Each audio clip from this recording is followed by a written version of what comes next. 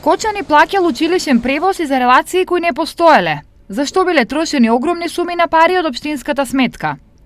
Според направените анализи, општината на превозникот му плаќала неколку пати поскапо од реалните цени. Кочани е општина која за училишен превоз имаше долг од околу 700.000 евра, најголем во регионот, што беше и причина за преиспитување на критериумите под кои договорите за превоз на ученици биле склучувани. Во меѓувреме, општината е со иницијатива за промена на критериумите во јавната набавка за оваа услуга.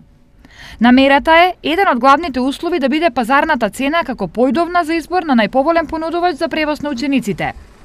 Втората значајна заложба е да се плаќа реална услуга, односно за превезен, а не за планиран ученик. Ова подразбира воведување строга евиденција на учениците што ќе се превезуваат. Математиките покажуваат дека доколку се примени новиот начин на пресметка, само за една година за училишен превоз би се заштедиле над 10 милиони денари. Само во средното општинско училиште Гошо Викентиев би се платиле 3,5 милиони денари помалку во споредба со лани. Мора да се изнеде решение како ќе го плаќаме реално направениот трошок, односно за секој ученик што го користи овој превоз да биде платен, а оној што не го користи да не се плаќа. Средствата кои ќе бидат заштедени од овој потек нема да бидат символични и мали, туку прилично големи.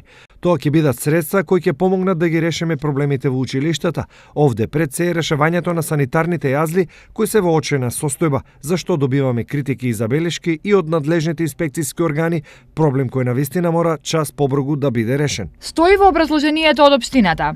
Прашањето за превозот на учениците е разгледувано и на 6-та седница на управниот одбор на ЗЕЛС, на која пред министерот за образование Арбер Адеми е изнесена потребата од итно донесување правилник за превоз на учениците во основното и во средното образование.